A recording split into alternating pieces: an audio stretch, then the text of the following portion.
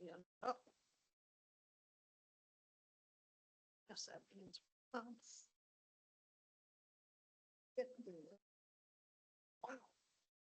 6:02, and this is the Building and Housing Committee meeting.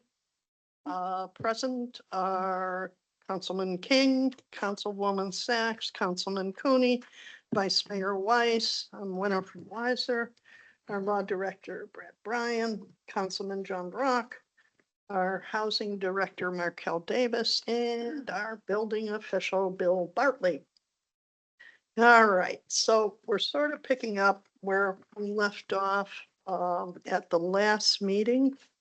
And the first item agenda is to talk about the setting of a floor or an amount for the grant for exterior housing. And at the last meeting, we sort of talked about a number of things. I don't know, Mr. Bryan, if you want to address a couple of things or not before we get going. Well, right now, again, we did it to codify the program so that people can review it, see it on the code, and we don't have to figure out the ordinance that adopted it back in 2019. So right now, it is pegged to the HUD poverty levels or Cleveland area, HUD area. And for I believe it's the low income level. So it should have been in the packet. We provided everyone with that figure. So that starts at $55,650 for a one person household. Goes up to $104,950 for an 8-person household. And everything in between for persons in the household in between. So when the ordinance was drafted, the vice mayor asked me to peg it to the HHS levels, 200% level, which is less. So that had the figure, and it starts at $31,300 for a family of one. And again, when it was updated when the ordinance was established in 2019, we used the HUD 2019 numbers. Ms. Davis earlier in the year did update the numbers to the 2025, and those are listed on the website for the program. I think the idea was we've had only a couple people apply, maybe one or two people ever follow through on this. So the thought was to make it affordable so that people could actually use it, and we weren't eliminating most people in the city from availing themselves of this program. So right now we're at 55,000, correct, Ms. Davis? 55,650. 55,650. And then it goes up to 6 people, 92,250, right? It's listed on the website, but there's figures for 7-person or 8-person households. And Ms. Weiser, I just wanted to correct the law director. So I didn't realize that we were using the HUD when we want to actually increase it. So I just want to, for the record. And I don't know that I knew that either. So. Is that a just a flat figure, or is that based on 100 and say 50% of a previous figure? It's actually the low income level. There's 30%. That's considered very low income, a 60% limit, and then the low. Difference in the HUD is figure based on the Cleveland area. The Health and Human Services figures, the continental United States is the same number for everywhere, and it's different for Alaska, Hawaii, If I remember correctly, we were delighted when we found out that we had the higher figure in there. Thank you, Ms. Davis. Welcome. I think the real question on it was, do we want that to be higher than that, which we have the ability to do, to set it at maybe 150% of that number and add 50% on. Our median income is something like 98,000. And medians are problematic. They're just here's the middle. But what it doesn't show is the drop off of that median below or the rise above that median above. It's just whatever the middle number was when the data came in.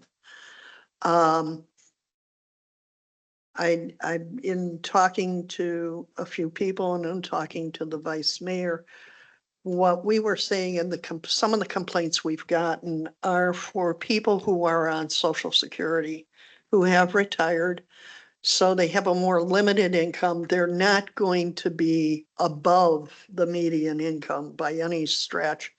And in many cases, they're probably below. And because of that, it's difficult for them to apply if it's at 55,000 and be able to get it. But the issue with retired folks that are on Social Security is, what are their drug costs? What are those other issues? And that's the other thing that residents sort of brought to us was, this is a great program.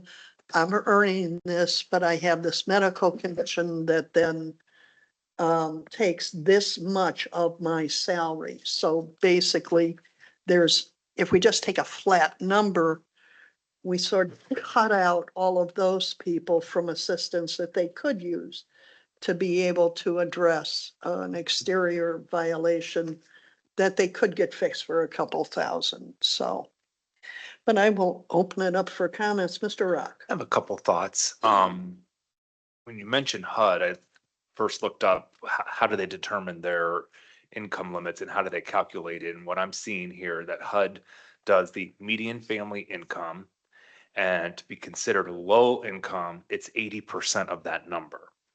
Very low is 50% of that number, and extremely low income is 30% of the median family income. So one thought I had was, well, if we have a median family income for University Heights, what if we did a similar calculation of,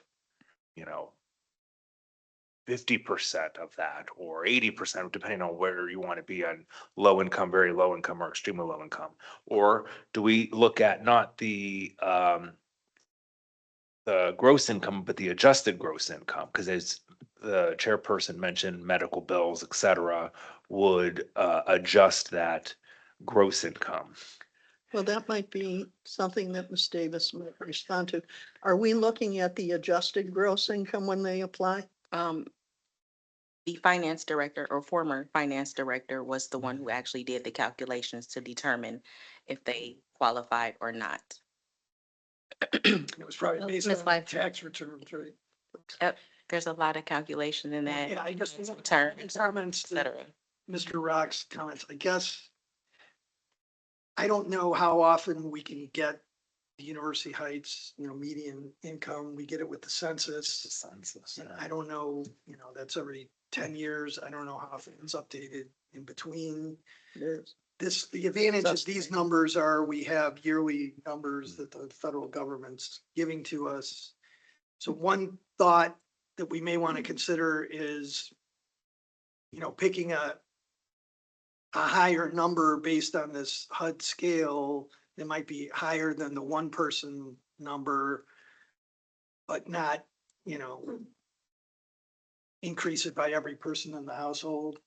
So that might sort of benefit the seniors and not get up to, like, if we went to, 150% of the 4-person number, we're just shy of 120,000. I don't know if we want to go that high. It's up to you guys, but if we've got the 8-person household, we're over 150,000 come and they would be eligible. So, Vice Mayor?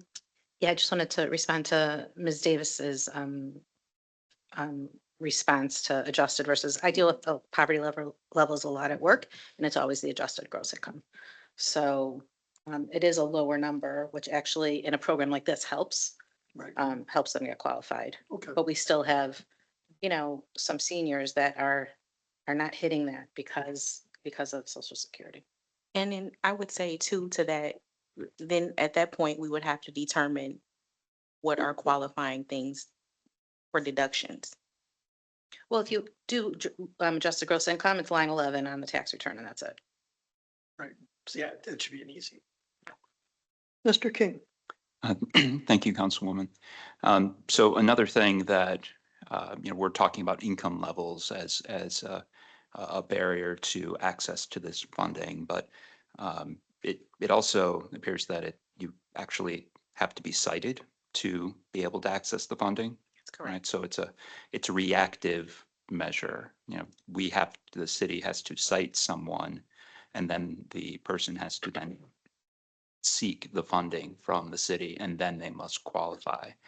And I'm assuming most of these citations would occur during the interior inspection program that rolls around we have 5 different sectors of the city, so they would only be eligible every 5 years. So if there is a resident, a senior resident who is on limited income, they need a new roof. They're looking for funding on how they can pay for their roof, but they haven't been cited, and it might be a few years before they are. So just something to consider, the scope of how we want to, who and how we want to award the grants to, particularly if we're not getting many takers for this money. Yep, and you're correct, Mr. King. Some complaints are, citations are complaint driven that are outside of that cycle, but I'm sure the vast majority are based on the regular inspection. I think if I remember correctly, the idea of the grant program even started because we do the exterior inspections, and people that were getting hit with the exterior inspections are the ones that we're targeting it. I do hear what you're saying about a more expanded program. I don't know if we don't have a heck of a lot of money in that particular pot. I think to be able to expand it, it sounds like a large chunk of, let me back it up. There are a number of people who contacted me, and when I said, well, there's a grant program, they go and they look at the qualifications and they say, I'm just over it. So they don't qualify it for based on what we list as the dollar amount. And my suspicion is, and we'd probably have to leave it with the exterior program. And if we raise that amount, see what kind of response we get. If it's more people applying, then it tells us it was the cutoff that was causing the problem more than I need help putting up a new roof. I think there are things like the CIC, if that expands and keeps going and starts getting grants, and that would be an alternative where it's not directly using city revenues, because the revenues have to be used for a dozen and one other things. And at this point, I don't know if can keep expanding one program for it. I'm not negative to it. I think it's a wonderful thing, but I think what we're talking about right now is exterior inspections. Mr. Cooney, you look like you're. Could a resident request an exterior inspection? I have never had them to come in. The reason why I'm asking is that if you had the inspections done every 5 years and there's a resident that may be eligible for the program, the condition may continue to deteriorate. So if a resident to request an exterior inspection, even though they're not in that section that's getting it done that year, there may be a chance it could be eligible for the program. Some of the inspections are complaint driven, are they not? Correct, Pardon me? correct. So if they're complaint driven, I talk about one way around it. They can call and complain and have them come out and inspect and cite and it would qualify.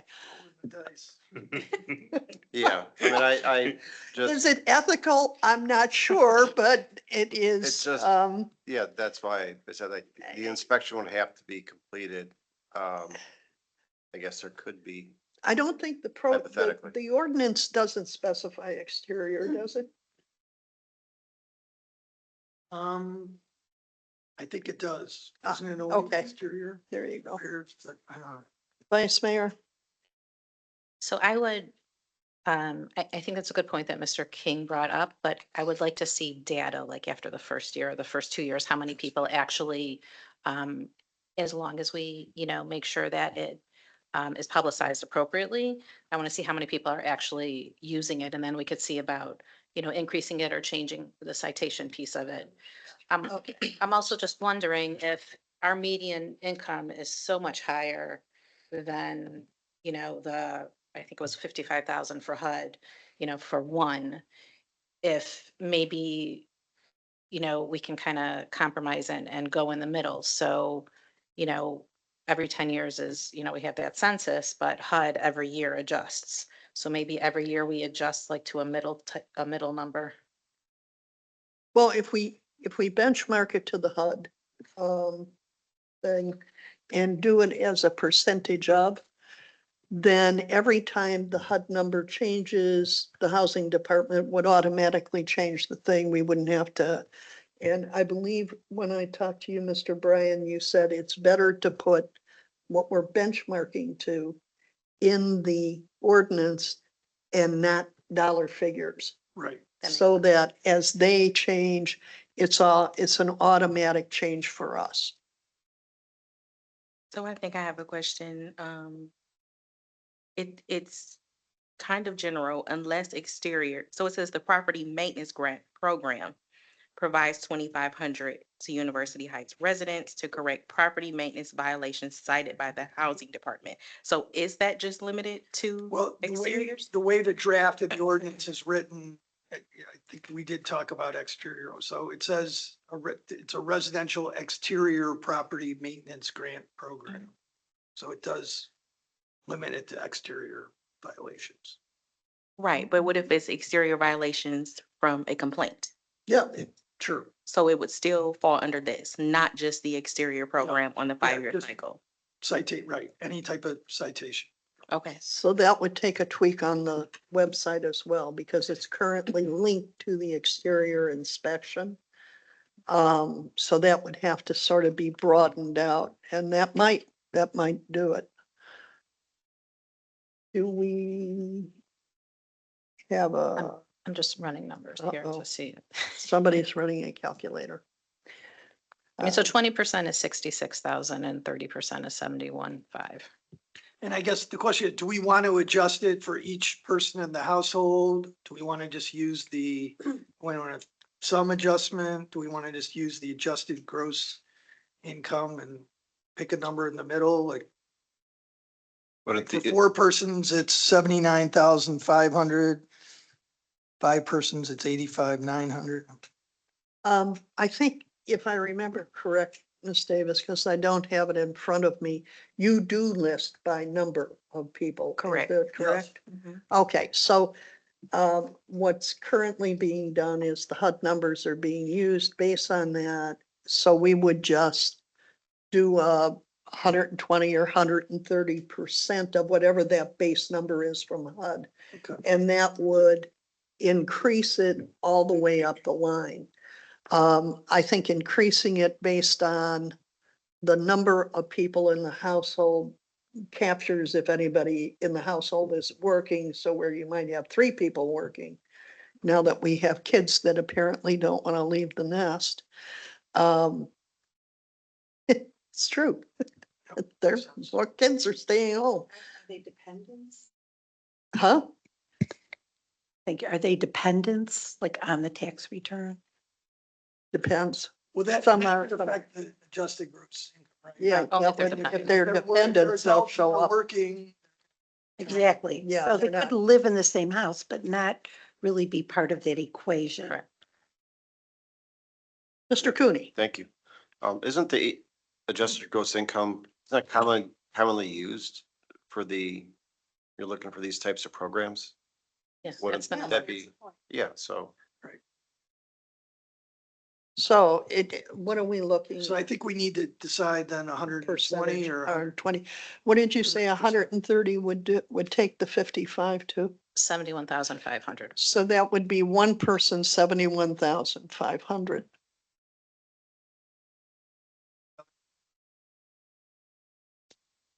25%. Excuse me? Miss Sachs?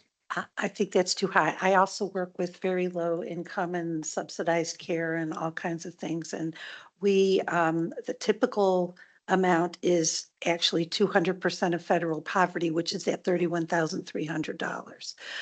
So if you're going more than twice that for a person, they can afford, and that's adjusted gross income. So they're actually making closer to what six it is- figures. No. We're saying here is you can earn up to 70,000 and still qualify for the grant. If Oh, it's one Uh-huh. person. Oh, okay. Okay, Uh-huh. that's, Uh-huh. yeah, Uh-huh. yeah, I had a feeling you might have That's like the other, misunderstood. like, uh-huh. That's the ceiling, Ceiling. not the floor. Right. Uh-huh. and also Lord. they're capped at $2,500 Yeah, yeah, yeah. Yeah. household per year. So it's tough. So I'd entertain a motion to maybe go to 130% of the HUD. What is it, poverty level? Is that the correct terminology? The low income Low income. limit. Adjusted home income limits. Yeah, because that'll have to go in the ordinance. I'd entertain a motion to go to 130. That would set the ceiling for one person at 70,000. 71,000. 71,000. 500, yeah. Yeah, For adjusted gross, yeah. which means they can earn a little. They can earn Yeah. less than that. Less No, and they then can earn apply more. for it. No, I'm saying Well, their salary. would be Right. more. Their actual income can be higher. Yes. Yeah. There's elbow room there. Any Second that. second by Mr. Cooney. Any discussion? How big is the pot we're talking about every year? I What's our think we, budget I think we had 15,000 in it. Oh, 15? Yeah, I believe Katie said 15. it's not a huge pot. Because no one used it. We didn't. Nobody used it. We're It hoping. doesn't carry over. We reset it every We year. reset it Yeah. every year. So we More always people have use if we suddenly saw a surge in grant applications that people qualified for and followed through on, Right. and we actually used 15,000, council also has the authority to add to the pot. The housing director could then come and say, we've had, so many people apply, and I had 4 other ones that were not covered, and I would assume that, the committee might and recommend, and the council might approve adding an appropriation to the pot to increase it. But it would give us an idea. It's flexibility. There's 2 things. Number 1, how many people actually know about it? Right. And then number 2, how many people apply? And number 3, how many people follow through? Those are the things we have to actually run down. And then how much was it at 120%? 66,000. Yeah, 56. I'd go to 71. Not a lot. It's not a lot. The other Yes. thing is Well, you want the you've got one percentage. person that's hitting 71, You want the, or is below 71. They're not earning that much to begin with. And depending upon other circumstances, and it's only going to get worse. It isn't going to get better. That's the problem. We'll all be walking. Thanks either, or the cars, the way things are going. I'm going to call for a vote. All those in Aye. favor? Aye. Aye. Motion passes. That's done. Okay. So Num- I will prepare the revised ordinance, do we want to just go to council or do you want it going through the committee? What are your feelings? Send it to council? Yeah, because we I already, think we're all in agreement. yeah, that could go to council in November.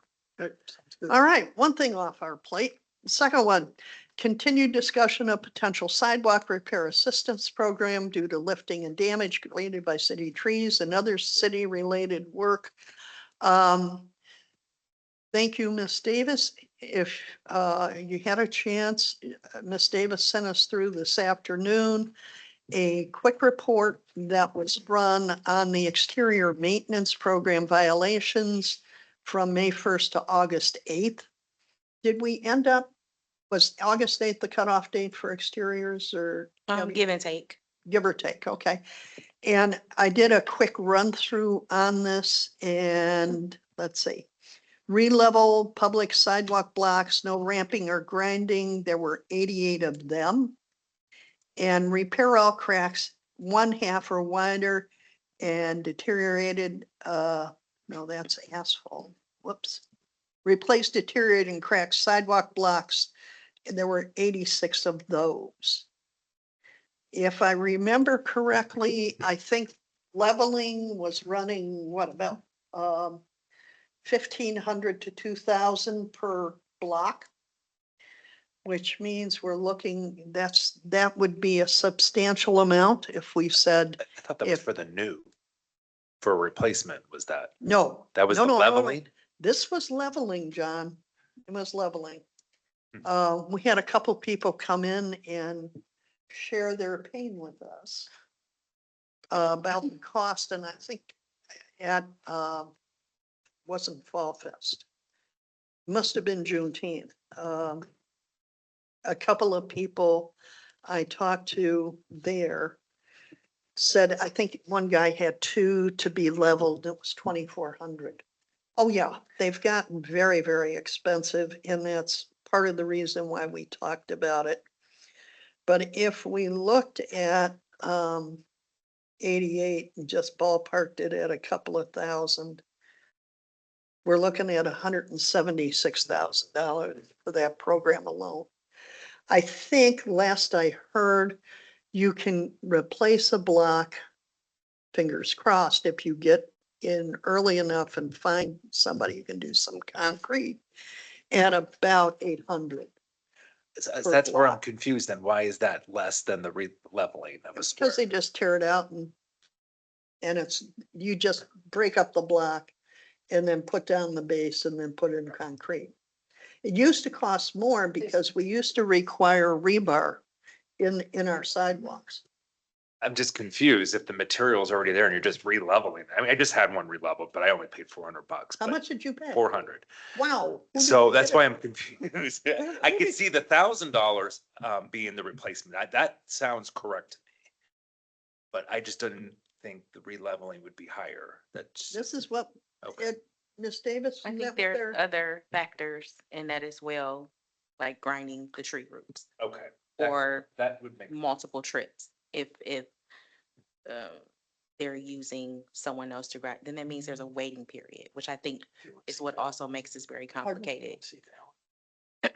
Alan, do you have, Mr. Pennington's here, the service director. Do you have any thoughts on this or values?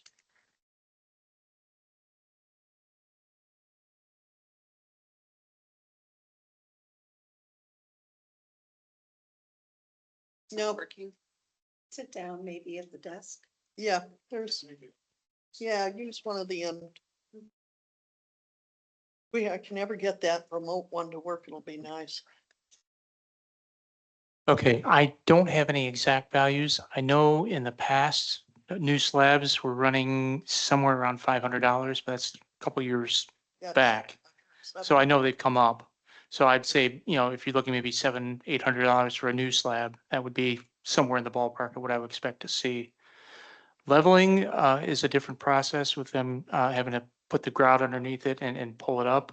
I don't have any recent costs with that, as the city didn't do leveling where I was at.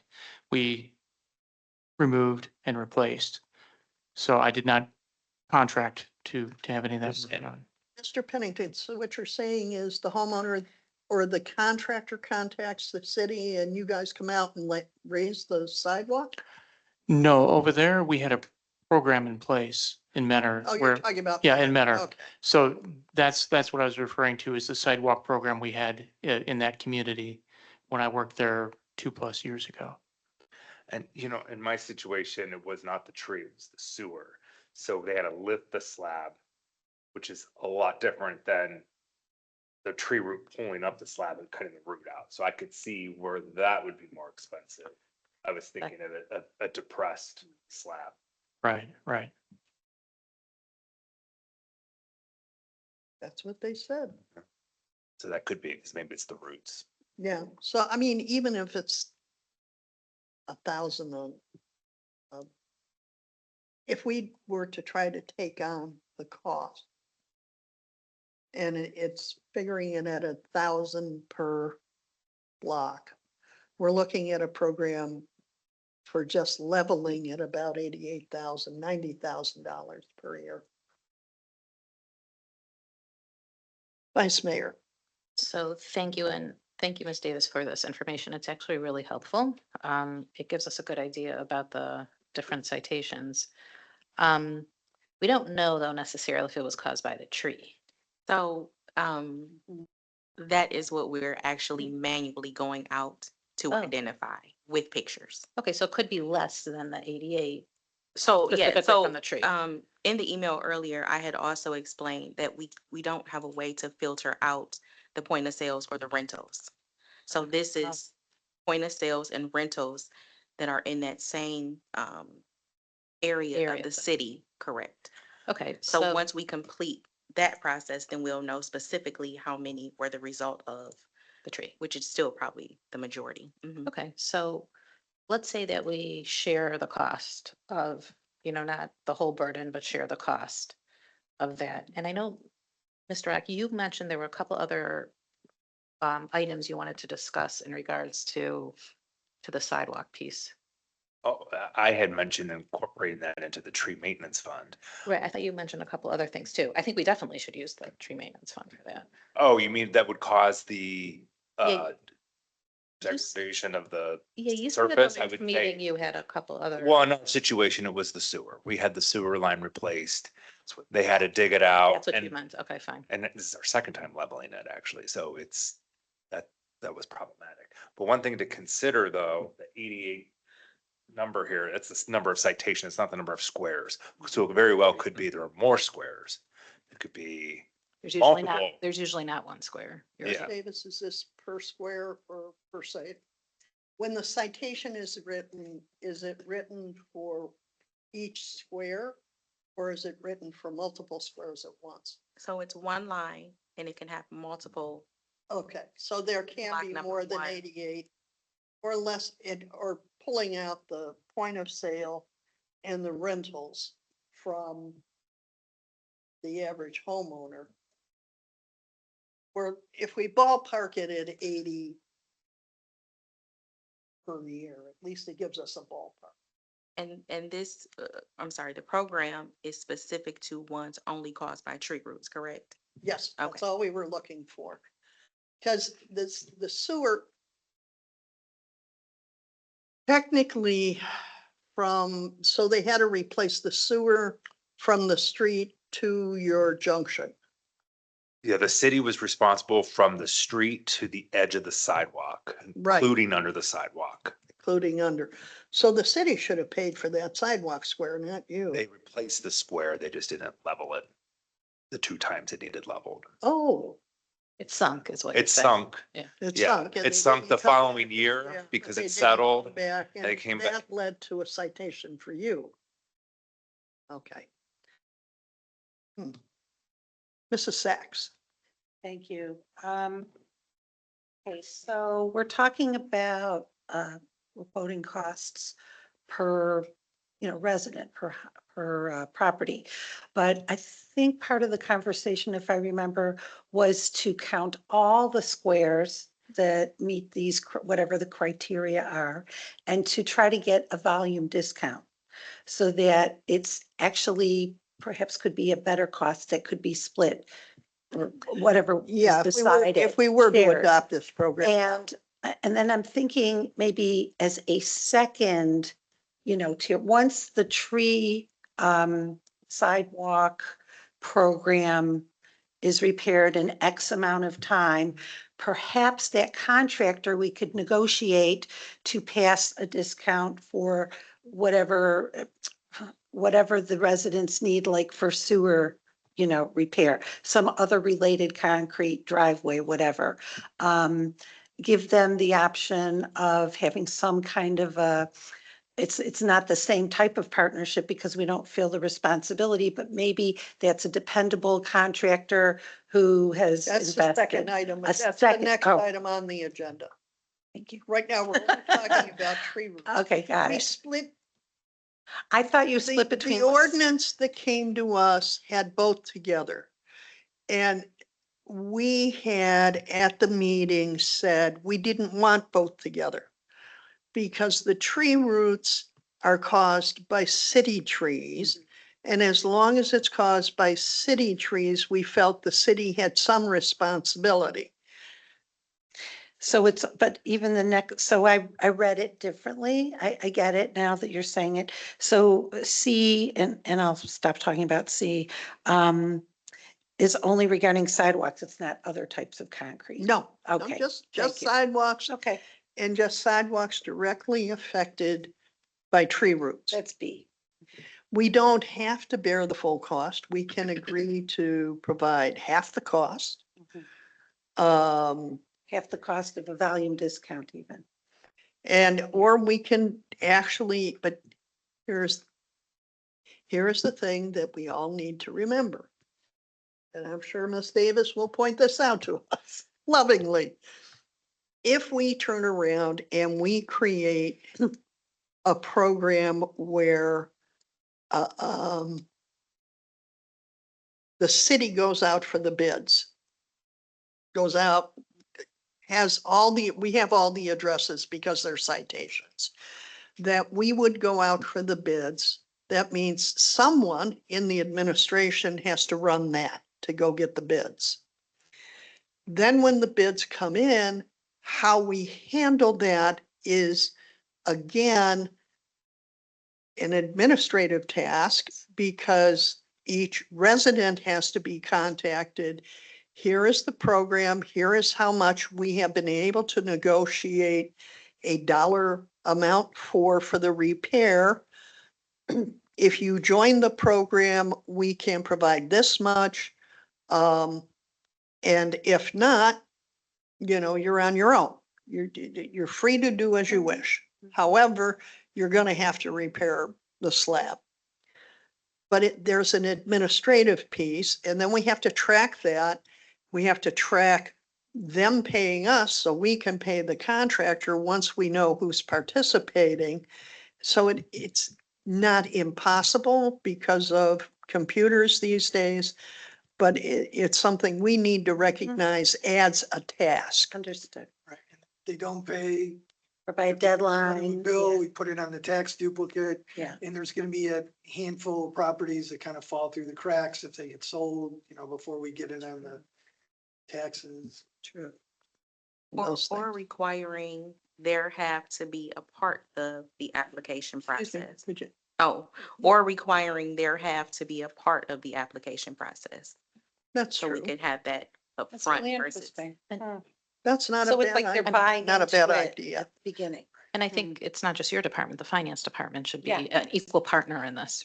Yeah. So you have more resources there to help. Yeah, I imagine, Mr. Pennington. Okay, I'm sorry, but one of the things that was done with the other program that I had some limited involvement with is we limited the number of slabs that the city would take either responsibility or partial responsibility for per property. That way you limited the city's liability on that particular property for the work. In the case of Menor, they went with 3 slabs. And anything above and beyond that was a resident responsibility. Was this just for tree root? Well, that's where we would assume responsibility was adjacent to trees. If trees did heave slabs, or we would replace up to 3 slabs. Okay, so limiting slabs as well. So I would Thank you. just, I'm sorry. Go ahead, Ms. Weiss. I mean, I've seen a lot of sidewalks that have more than three Yeah. slabs that are disturbed by the roots, so I don't know if I would do that. But, I think it's definitely doable between housing and finance if they work together to be able to do the correct billing. Um, I think that, the tree assessment, um, um, program that we have right now should be the line item that's paying for it initially. Especially if we have, on the high end, let's say 80. I mean, we probably have around that because there's probably multiple blocks that are disturbed by trees. And when you take out the rentals and the POS, and if it's 50%, it's like $80,000. I don't know, and we have the funds in the assessment program right now. If it's limited that way, Yeah. because we still have to cover repair, trimming, we have to recover, Correct. replacement, and the whole 9 yards that we do out of that tree fund as well, especially since we're trying to replace the canopy. One Same question, time. is there ever any doubt determining which trees causing the sidewalk repair between a tree on the property owner's property or a tree lawn tree? From what I've seen, it's very clear. Yeah, And that's It- just the few, because most of the roots are actually exposed. yeah, So it's most clear. times you don't Yeah. see. I mean, In University Heights, most time you don't see a tree that is close to the sidewalk on the person's property. Our tree lawns, though, in some areas are so minimal that trees will grow. We like them to grow. We want them to grow, but we also have to acknowledge it comes with a cost. So it sounds like we're beginning to put together a program or a sketch of a program that then, and probably I would say it's the next administration that we would be approaching on it, not this one. But if we have that somewhat sorted out, I think it would make it much easier for whoever comes into office if they buy into the program. So we're talking number of slabs gets capped. And we're. I'm not in favor capping- of the number of slabs. Hang on. You're not capping number of slabs? I You think don't if the we tree, should? I think if the tree remains, the blocks, how many blocks are ruined should be replaced.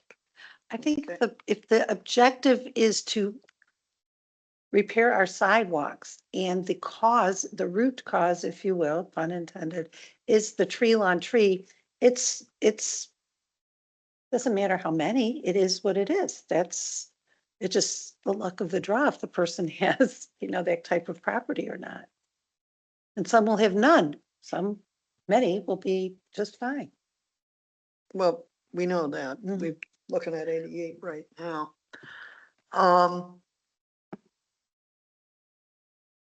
But we're saying we're not covering the full cost. I mean, I think it should be percentage, probably half.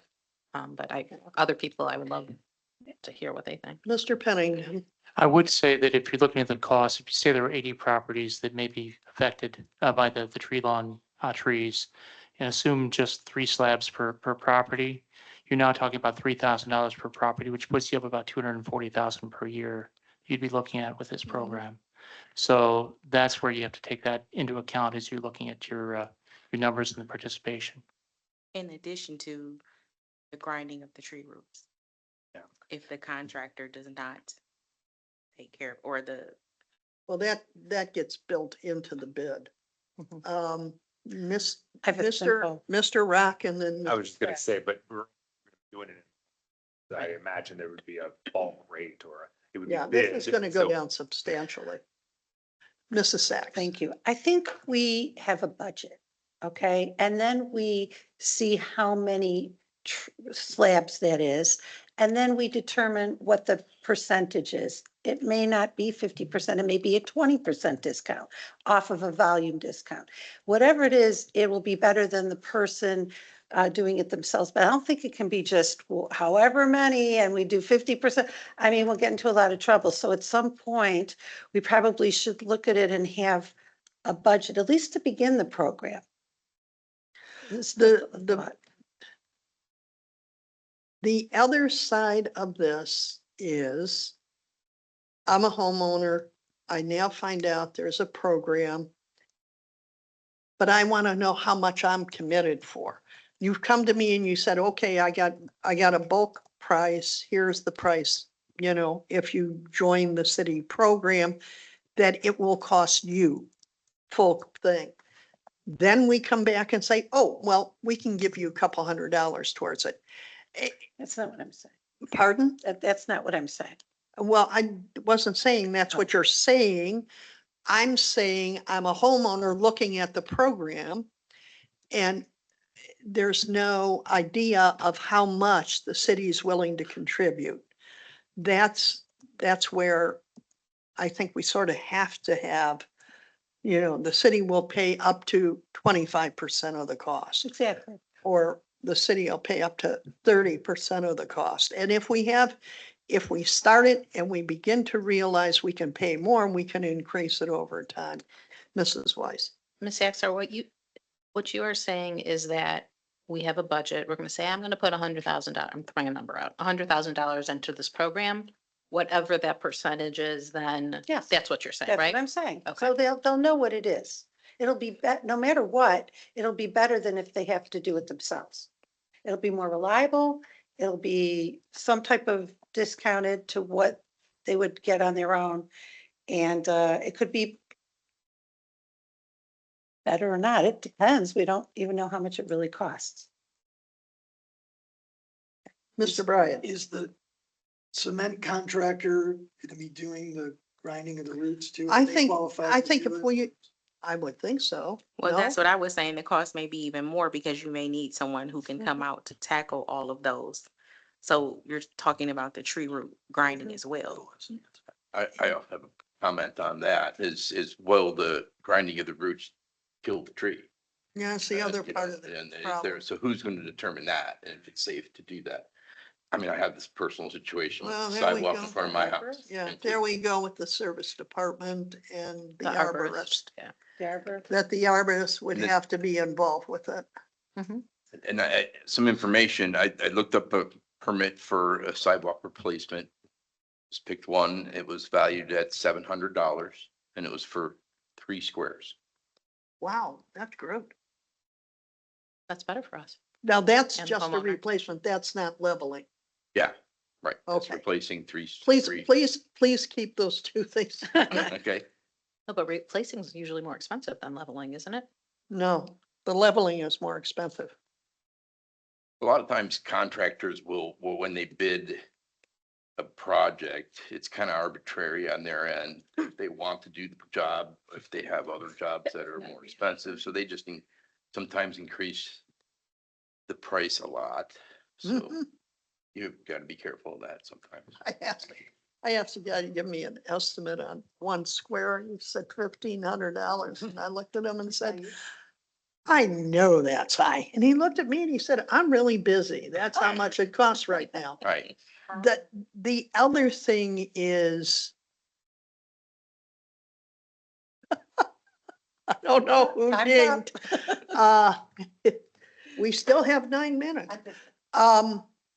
The other part of this is getting that inspection done so we can do the bid to get the contractors to respond to it. And that's gonna be a timing thing. Because if we go out for bids when they've already booked a lot of jobs, then we're gonna get higher prices instead of lower prices. And that sort of defeats what we're trying to do. So if a budget is set for this, then that means that we're working on a first come, first served basis. Well, we would have to first of all get that price. What we're envisioning is we actually would take the list of addresses that you would provide, and then we would use that to go out for bid. and have contractors bid on doing them all. And then the residents would have to be contacted, here's the price. This is a group price. And it's probably gonna be better than if you do on your own, but you need to buy in. And then we go with the buy-ins. That may take the price up a little or lower it down, but then at that point, then it's contracted.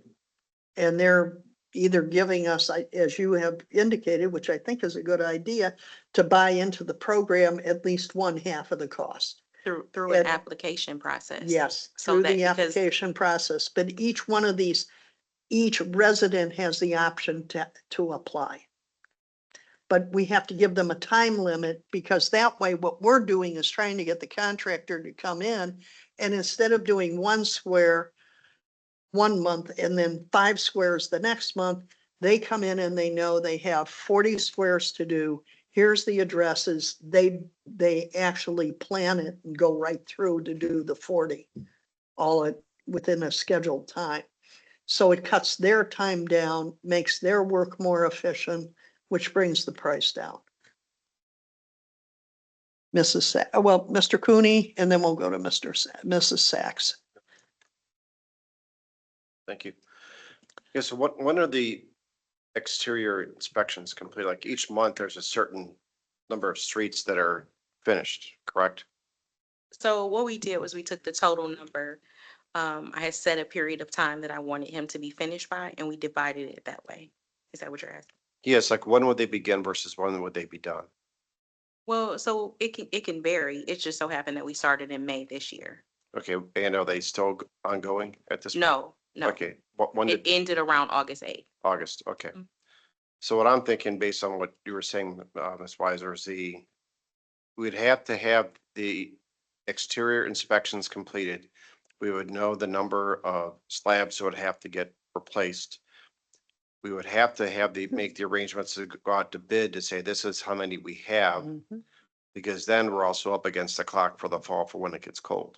That's correct. So I would say that it would not be able to be completed until the following year. Start in the 'Cause spring. it's too bid- much to Yeah, that the work could start in spring of the next year. So now, Is that what we do now? Like when someone says, I want to wait till, I'll get it done in the spring, do we give people, Yeah. extensions, right? the weather permitting. so we'd have a good handle. So now we have to go back out to see how many do we have potentially, to then put that out to bid currently. So the contractors, when, I'm gonna guess approximately April, depending on how the weather is, then they're hitting the ground running for those removal. Because the main cost of that is getting the truck there. Yes. And if they get everything and they get everything open, they're just going right down the street at that point. And the less trips they have to make for that, the better. And this is actually, oh, I'm sorry. Go Go ahead. ahead. I was just gonna say, this is actually better for the system and the process because you're not in a rush. Yes. Okay, I'm just gonna mention this. We have 5 minutes left. Mrs. Sachs, we're probably not gonna finish this up today, but I think we've moved the conversation far enough that next meeting we'll be able to get it nailed down. Mrs. Sachs. Thank you. I just don't know if anybody foresees the need, or just it's a question, to coordinate this program with the tree planting replacement, the road program, if there's any need to do that, or that it's just independent. 2 totally different. I meant in terms of Functions. disruption to the street, the residents, the tree line, anything. Mr. King. Yeah, piggybacking off of what Mrs. Sachs said, water line replacements, sewer, gas lines. Yes, Um, exactly. I mean, there's, I had an unfortunate situation at my house a number of years back where we were cited for our apron in our driveway. We replaced it and then it got torn up like months later. And we had to replace it. So, yeah, coordination with, so we're not duplicating Exactly. efforts. That was my point. To some degree, we can do that. To some degree, we can't, because we never know when the water department or the gas company wishes to suddenly start doing their work. They give us estimates, is what I understand, and then we hope they might show up. And, you know, if we could coordinate everything perfectly, it would be a perfect world. But I don't think we're gonna get that. And I think administratively, you're adding more pieces and you're making it more difficult. And I think that can become problematic. I think we have to balance what's the administrative heft in this versus what is the value we're getting out of it. It is 6:57. I think we continue this conversation next month. When the minutes are done, I'd like to get them circulated and then we'll get them out and go from there. And that way we have, some options. I don't know what that was. I'll entertain a motion to adjourn. Second. So moved. So, I'm sorry, I'm thinking of the other. Moved by Pointing to you, but- moved by Mr. Rock, seconded by Mr. Cooney. All those in favor? Aye. Aye. We are adjourned. Thought you were gonna do it. And you got 2 minutes.